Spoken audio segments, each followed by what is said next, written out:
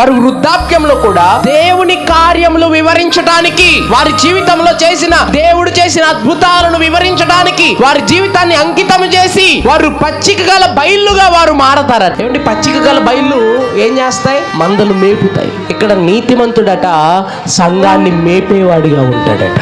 ఎందులో? ఆత్మీయతలో మేపాలి. ఈరోజు ఎంత వృద్ధాప్యంలో ఉన్న వాళ్ళు ఉన్నారు, ఏమండి మధ్య వయసులో ఉన్న వాళ్ళు ఉన్నారు, యవన వయసులో వాళ్ళు ఉన్నారు.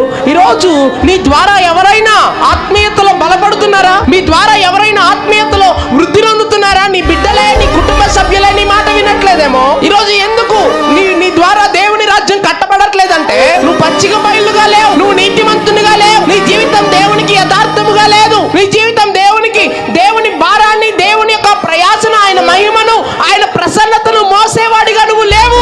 కనుకనే ఆయన ప్రసన్నతను నువ్వు మోయట్లేదు కాబట్టి నీ కుటుంబం కూడా నీ మాట వినట్లేదు.